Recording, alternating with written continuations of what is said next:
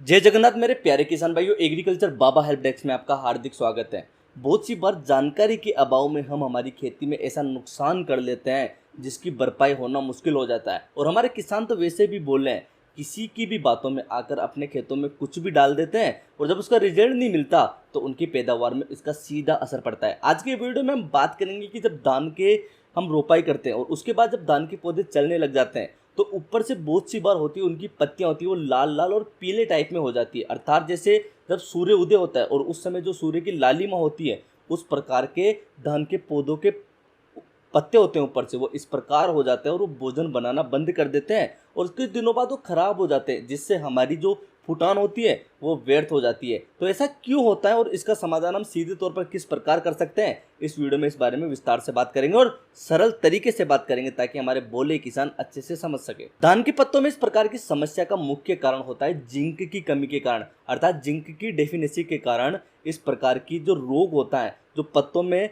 पीलापन होता है, लालपन होता है, एक तरीके से जंग, जैसे किसी भी जंग लग जाता है उस प्रकार से जो पत्ते हो जाते हैं, इसका मुख्य कारण होता है जिंक की कमी के कारण। बहुत सी बार देखा जाता है कि हमारे किसान भाई बोलते हैं कि हमने जिंक भी डाल दी लेकिन उसके बावजूद इस प्रकार की समस्या हो रही, तो वो क्यों हो रही है? उसका मुख्य कारण होता है जो मैंने कल परसों एक फार्मर के सामने देखा गया, क्योंकि उस फार्मर ने अपने किसी परिचित को मेरे पास भेजा और बोला कि जिंक दे दो। मैंने बोला किसके साथ डालोगे, तो उन्होंने बोला कि डीएपी के साथ डालेंगे। उसको इतना समझाया फिर भी वो नहीं माना और अंत में मेरे पास से नहीं किसी दूसरे के पास से जिंक ले जाकर उसने डाल दी। इसका सबसे बड़ा कारण था कि उसके माइंड में एक चीज़ सेट थी कि मैं हर साल ऐसे डालता आया हूँ और हर साल ये काम करती है। हालांकि हो सकता है उसका जो खेत का पीएच हो वो संतुलित हो, इसके लिए उसकी जो दोनों चीज़ें होती है वो ऑब्जर्व होकर जड़ उनको ऑब्जर्व कर ले, लेकिन ज़रूरी नहीं हर किसी के साथ ऐसा हो। इतने मतलब सरकार की तरफ से या फिर ग्राम सेवक की तरफ से, दुकानों की तरफ से, यूट्यूब के माध्यम से हम किसान भाइयों को लगातार जानकारी देते रहते हैं, फिर भी किसान भाई अभी तक इस चीज़ से इतना परिचित नहीं है कि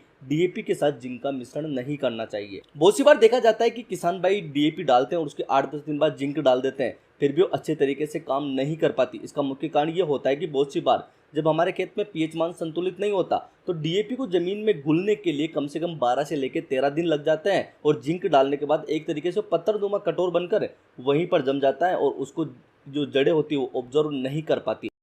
और अगर आपके खेत का पीएच मान ठीक है तो डीएपी को घुलने में 7-8 दिन लगेंगे और उसके बाद जिंक डालने पर आपकी जड़ें होती हैं जिंक का भी शोषण कर लेगी। तो इस चीज़ का मुख्य ध्यान रखना है कि अगर आपके खेत में इस प्रकार की समस्या दिखती है तो आपको डीएपी और जिंक का जो संतुलित है उसके बीच में एक संतुलन रखना है, जो एक गैप होता है वो रखना है और आपकी मिट्टी के पीएच मान के हिसाब से इस चीज़ को करना है। इसके अलावा अगर आप जिंक डाल रहे हो तो उसे सल्फर युक्त डालें। अगर उसके अलावा भी आपको लगता है कि आपके खेत का पीएच मान ठीक नहीं है तो आप एक्स्ट्रा सल्फर ले सकते हो, ताकि सल्फर कुछ दिनों के लिए हमारी मिट्टी के पीएच मान को संतुलित कर देती है, जिससे वो जो जिंक होती है उसे जड़ें अच्छे से ग्रहण कर सके और जो हमारे पौधे के अंदर जो डेफिनेसी आई हुई है उसको तुरंत निकाल कर एक अच्छा और स्वस्थ पौधा कर सके। इसके अलावा एक और समाधान है जिसे आप कर सकते हो। आप जिंक 12% एडिटा और जिंक ऑक्साइड जो लिक्विड फॉर्मुलेशन में आती है, इन दोनों का स्प्रे अपने खेत में कर सकते हो। अगर आपको लगता है कि आपको नीचे नहीं डालना, आपको स्प्रे करना है, तो ये दोनों एक बहुत ही अच्छे ऑप्शंस है। अगर आपके खेत में इस प्रकार की पत्तियों में